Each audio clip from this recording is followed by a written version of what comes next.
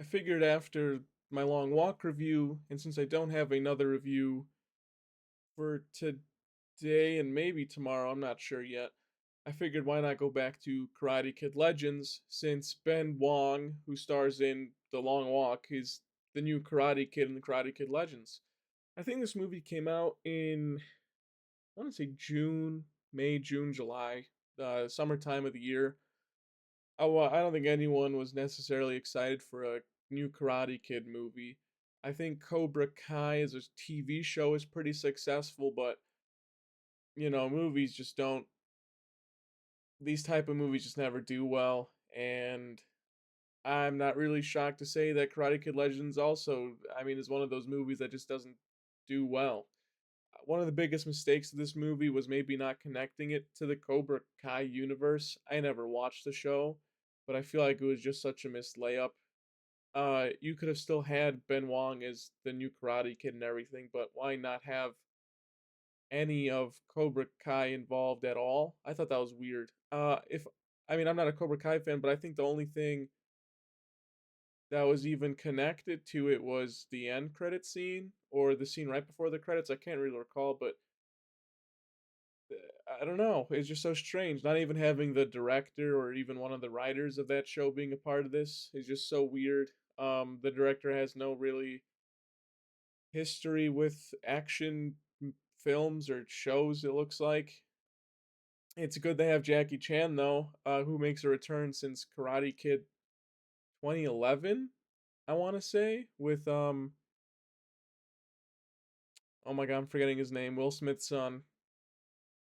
Yeah, well, that movie, and that movie's not that great either, but Jackie Chan always brings an amazing action crew with him wherever he goes for movies. And I think one of the best parts about this movie is the action. The action in this movie is not bad at all. One of my favorite parts about this movie is maybe the first alleyway scene where it's Ben Wong and Joshua Jackson's character fighting back to back with each other. It's fucking impeccable. I wish we had more of those alleyway scenes.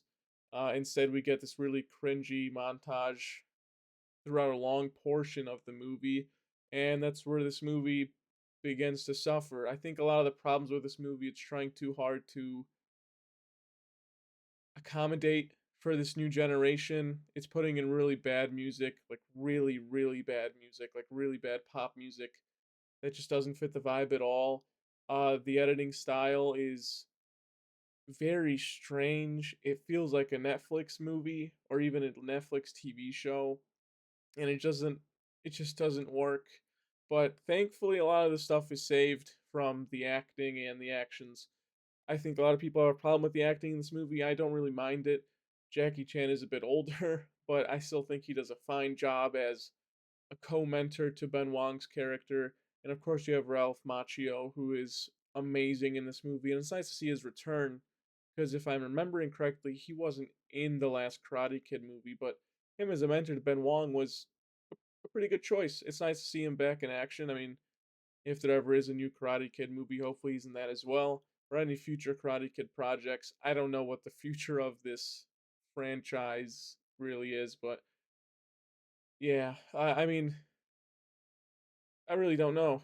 The tournament sequence was kind of cool. It felt like it went by too fast until the final fight, and even then, the final fight is just too. It's too Karate Kiddy. I wish they changed it just a bit more. I don't know. I really wish the final fight was just a bit more extravagant. A lot of the action in this movie is really good, and I feel like the final fight is one of the most lackluster parts, lackluster action scenes, at least in this movie. But I don't really see a problem with most of it. I do think the editing and the soundtrack choice was egregious. But Jackie Chan's great, Ben Wong's great, Joshua Jackson is probably my favorite in the whole movie. His little father mentor role to both Ben Wong's character and Sadie um, Stanley's character is just perfect. And I like that he's just this macho guy who's also a boxer instead of like he could have been the mentor, but I'm glad we see another world in fighting that's not just karate in this movie. And I thought that was great. I'm teetering on giving Karate Kid Legends a 5 or 6 out of 10. It could even go to as low as a 4 on a bad day, probably. But I'm being generous and giving this movie a 6 out of 10. I think it is okay.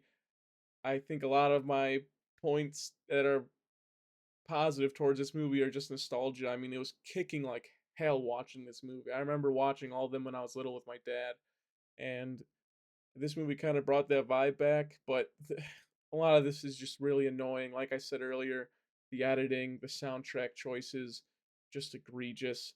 But everything else is kind of fine. I think Joshua Jackson's, like I said, might be my favorite part of this movie. Ben Wong is phenomenal. Jackie Chan is always great to see. I I always liked these Asian action movies, and Jackie Chan was a huge part of that for like how many decades now? 3, 4? I want like around there. And it's always nice seeing his face on screen, but I'm assuming this movie's now on Netflix or Hulu or HBO Max or something. I'm not really sure what the production company was. It's probably Warner Brothers. But it's okay. It's short. It's paced pretty well to be honest. So if you haven't seen it, well, why not just go check it out? It's only 90 minutes long, if I remember correctly, and it's a fun watch. Karate Kid Legends. Hopefully, there's a sequel with Ben Wong and nobody else in it. I don't want this to be a I still didn't remember his name.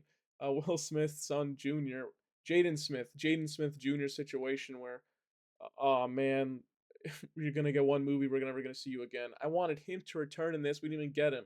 That's okay. Ben Wong, maybe the future of Karate Kid. Who really knows?